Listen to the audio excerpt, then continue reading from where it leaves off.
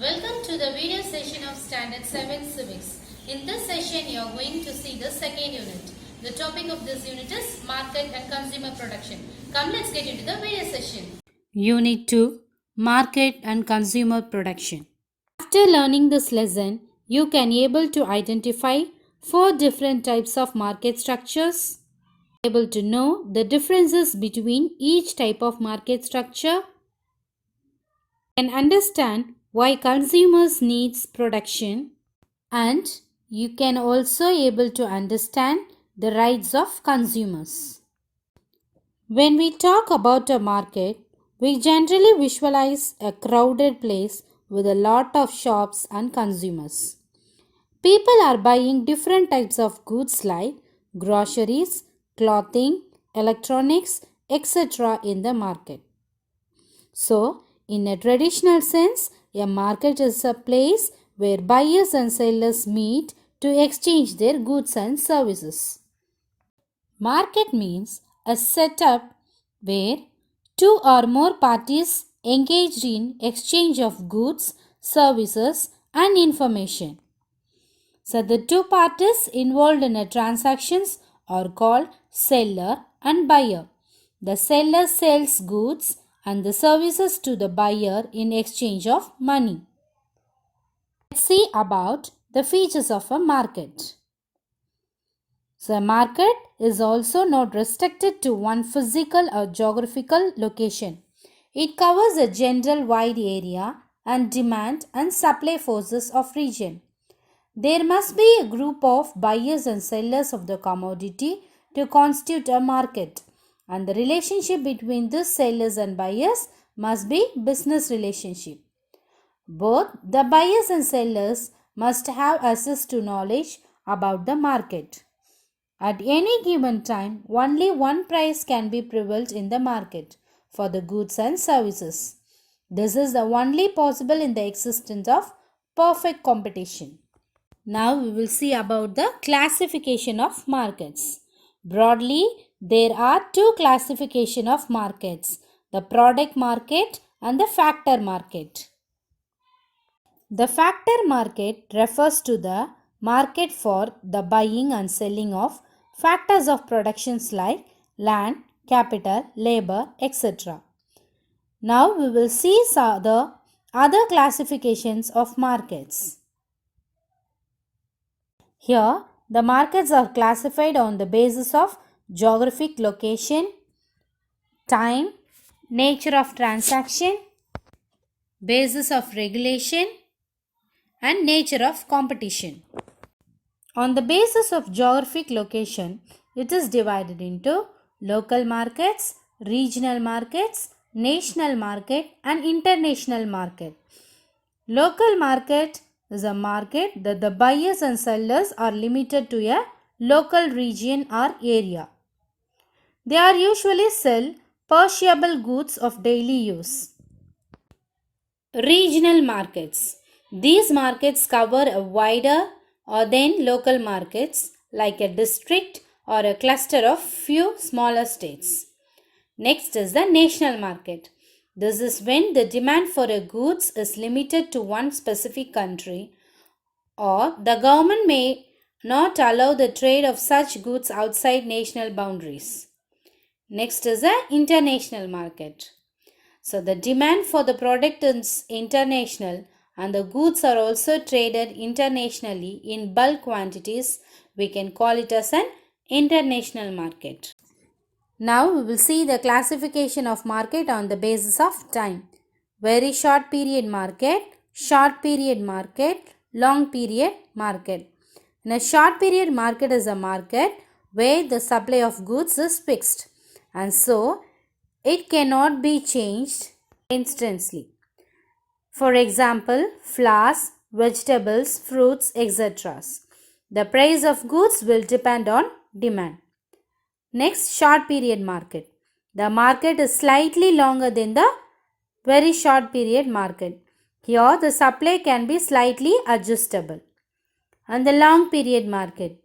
The supply can be changed easily by scaling production. So, it can be changed according to the demand of the market.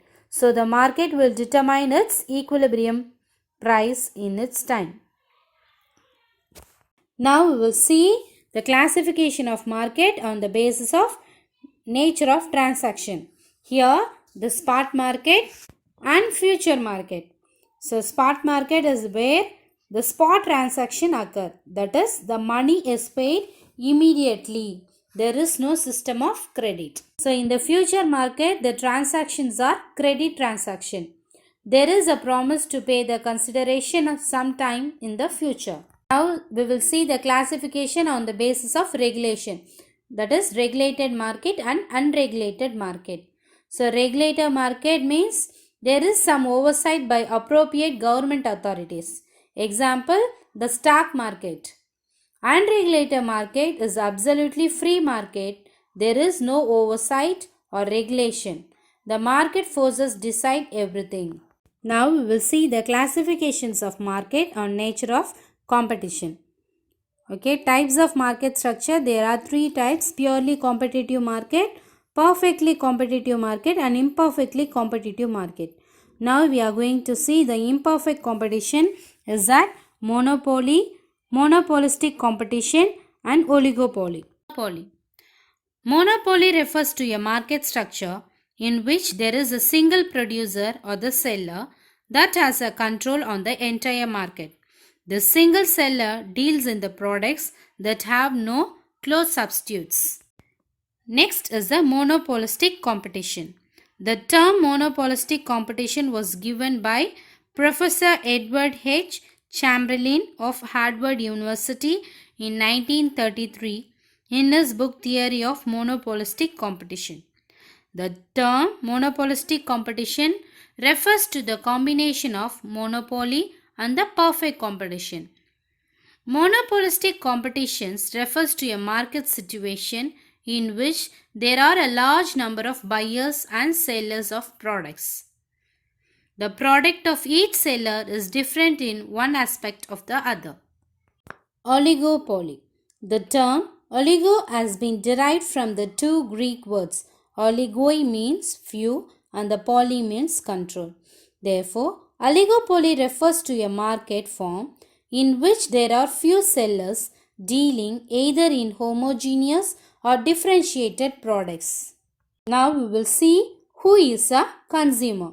A consumer is a person who purchases a product or avail a service for the consideration either for his personal use or to earn his livelihood by means of self-employment. The consideration may be paid, promised, partially paid and partially promised. Now we will see who is not a consumer. A person is not a consumer if she purchases any goods or avails any service free of charge. Purchase a good or hires a service for commercial purpose and avail any service under contract of service is considered as he is not a consumer. Now we will see what is unfair trade practice. An unfair trade practice means a trade practice which is for the purpose of promoting any sale, use or supply of any goods or services adopts unfair method or unfair or deceptive practices. False representation. When goods and services are not of stated standard quality or grade. When second-hand renovated goods are sold as new ones. When goods and services do not have the claimed use, usefulness or benefit. When products and services do not have the claimed warranty or guarantee. When the price of the product or service is misleading. False and misleading advertisement of selling at bargain price. Offering gifts, prizes, etc. to lure customers with no intention of providing them. Hoardings or destroying goods with the intention of raising the cost of these or similar goods manufactured in greater number so as to manipulate higher price. For manufacturing or offering spurious goods or adopting deceptive practices in the provision of services.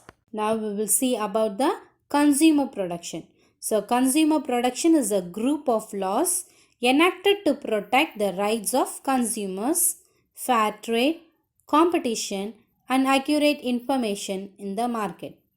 The laws are designed to prevent the business that engage in unfair practices from gaining an advantage over competitors. Consumer protection is linked to the idea of consumer rights and to the formation of consumer organization, which help consumers make better choices in the marketplace and get help with consumer complaints. Organizations that promote consumer protection include government organization and self-regulating business organization. Example, Telecom Regulatory Authority of India and Insurance Regulatory and Development Authority of India. Now we will see the 8 basic consumer rights. The right to basic need, the right to safety, the right to information, the right to choose, the right to representation, the right to redress, the right to consumer education, the right to a healthy environment. Now we will see the Consumer Protection Act 1986. This act enacted in 1986 in the Parliament of India to protect the interest of consumers. It makes for the establishment of consumer councils and other authorities for settlement of consumers' grievances and for matters connected therewith. The Act was passed in the Assembly in October 1986 and came into force on December 24, 1986. COPRA. It is regarded as a Magna Carta in the field of consumer protection for checking unfair trade practice, defects in goods, and deficiency in services. Consumer protection councils are established at the national, state, and district level to increase consumer awareness. To increase the awareness of consumers, there are many consumer organizations and NGOs that have been established.